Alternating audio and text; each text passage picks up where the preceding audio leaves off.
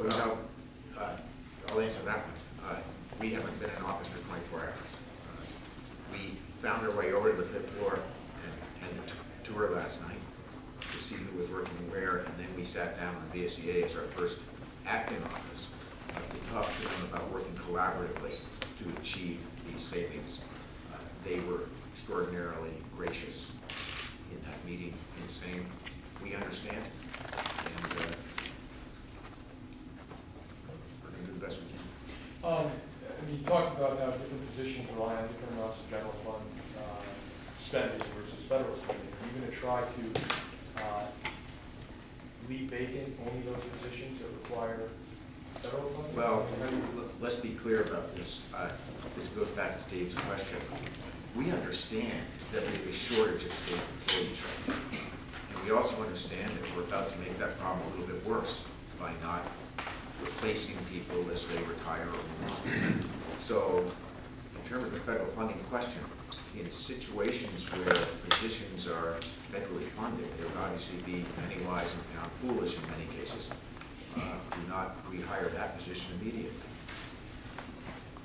We're going to manage the money. We understand that we have a shortage of workers. Do you have any indication that revenues are up and that the budget cap in fact will be smaller than previously anticipated? There's a rumor going around the building that in fact it's 130, not 150. Is that the case?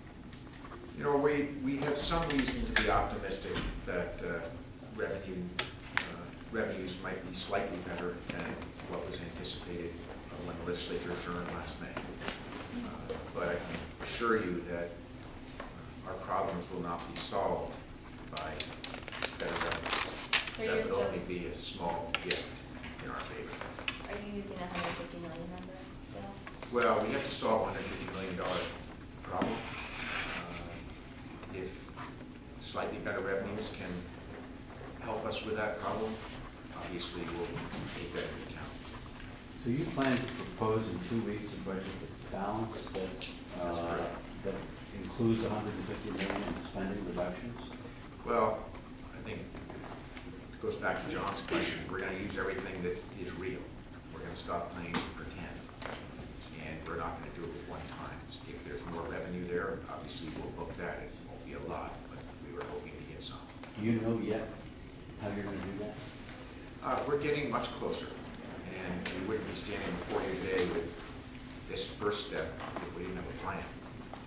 There's still some options within the plan. And, you know, as I said yesterday, it's not going to be popular, not going to make me popular, not going to be fun. You got to do it. You got to do it right.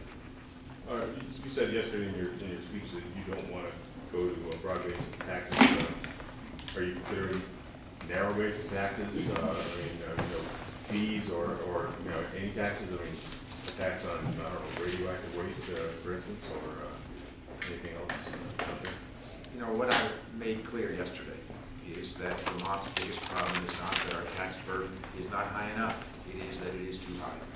And I am convinced that it would be a big mistake to use broad-based taxes to solve our budget problems. The radioactive waste fee question relates to moving from a nuclear power plant that may well not be running after 2012 to other ways of getting revenue should we agree to have high-level waste stored in the pond. So that's really a separate question. That may well not be running. Are you leaving the door slightly open? Sorry. When you said in your speech broad-based taxes, were you leaving the door open for not maybe the radioactive waste tax, but just any sort of narrow tax that targets something very specifically? Let me be very clear. We are going to try and remove health premiums and the responsibility of health care from employers to all of us. That's what Dr. Shao is trying to design. We would only do that if the health care bill reduces costs. The goal is spending less money on health care. We're trying to develop a system, first in the country, where health insurance follows the individual and is not an obligation of the employer. So obviously, when I talk about moving to different forms of revenue, I'm excluding anything about changes that we might make from the current healthcare tax, which which is levied on those people that pay for health insurance and those that don't. And we talked about Dave's question. Obviously, we're moving from a nuclear power generator to a nuclear power waste state. So that would be an area where revenue would be a reasonable discussion. How are we going to get compensated for storing high-level nuclear waste in this state? And what should the amount be? I am convinced and am absolutely firm that we must not raise broad-based taxes to solve our budget challenges. So are you thinking payroll tax for healthcare as opposed to what all of us are paying now for healthcare? You know, I'm open to anything that works. And the beauty of what we're about to get in 2 weeks is a plan from Dr. Shao that will give us, for the first time in the history of the state, architectural plans, the blueprint, the choices that we have to make. Then I've asked our healthcare team to bring business people, consumers, Vermonters to the table and figure out what the best options are. We know the current system isn't working. It will bankrupt us. If we are spending $2.5 billion more on health care in a decade than we are now, we can't grow jobs. We can't prosper as a state.